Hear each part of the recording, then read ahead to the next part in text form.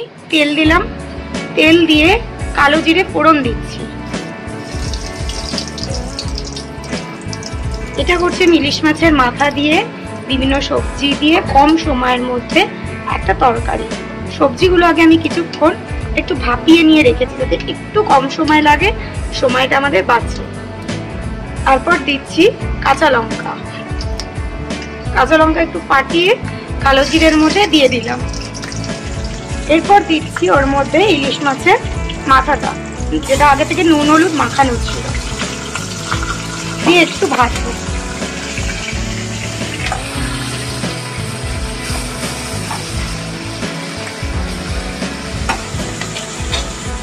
এইবার এর মধ্যে যে সবজিগুলো দেবো, সবজির মধ্যে আমি আজকে যেটুকু ঘরে ছিল সেটুকুর মধ্যেই রেখেছি। তার মধ্যে ছিল কাঁঠালের দানা, আলু, কুমড়ো, বেগুন, লাউ, এইগুলো দিয়ে আর একটু দিয়েছি ঝিঙে ছিল দুটো ঝিঙেও দিয়ে দিয়েছি, দিয়ে একটু ভাপিয়ে রেখেছি, এগুলো ভাপিয়ে রেখেছি নুন দিয়ে।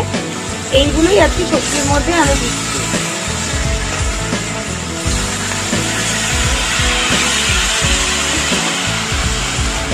এরপর আমরা এটা 2-4 বার নাড়বো, নেড়ে একটু নুন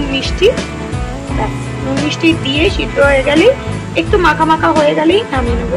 আপনারা এটাতে ছোলা কাবলি কাঁচা ছোলা ভেজানো দিতে পারেন, সেটাতেও টেস্ট লাগবে। এবার হোক এটা কিছুক্ষণ। মাঝখানে দিলাম আমি একটুখানি টমেটো। এবার দেব আমি টেস্ট ওয়াইজ হলুদ,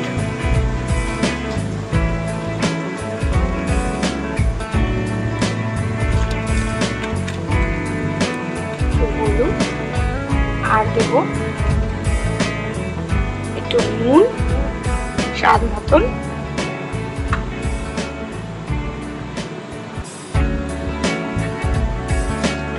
আর দেব একটু জিরের গুঁড়ো। এটা অপশনাল, আপনারা না দিলেও পারেন।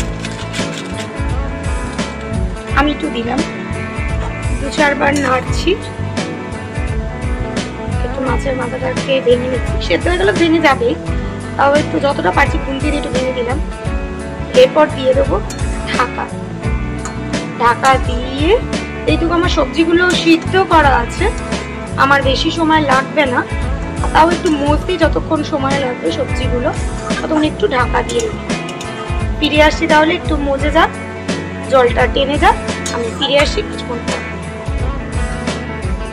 আবার আমি এই ঢাকনা তুলে দিচ্ছি।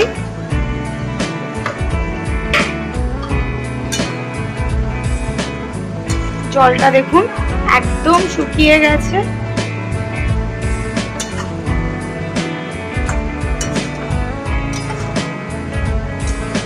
সবজিগুলোকে একটু ভেঙে ভেঙে দিচ্ছি, বিশেষ করে একটু আলুটা দেবেন, তাহলে না আলু জল টেনে নেয়।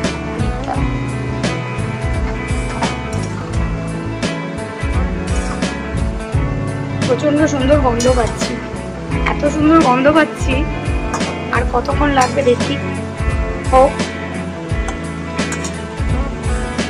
আবার আমি ঢাকা দিয়ে দিচ্ছি মজার জন্য। জলটা শুকিয়ে গেছে, তরকারিটা হয়ে গেছে। সামান্য একটু মিষ্টি দেব, ব্যালেন্সের জন্য একটু মিষ্টি দেব। দিচ্ছি একটু মিষ্টি। আমার কাছে চিনি গুঁড়ো করা থাকে বলে আমি চিনি গুঁড়োটাই দিলাম, যাতে মিশে যেতে সুবিধা হবে। হয়ে গেছে আমাদের। এবার আমরা এটা নামিয়ে পরিবেশন করব। হয়ে গেছে আমাদের মাছের মাথা দিয়ে একটা সবজি দিয়ে খুব অল্প সময়ের মধ্যে একটা তরকারি।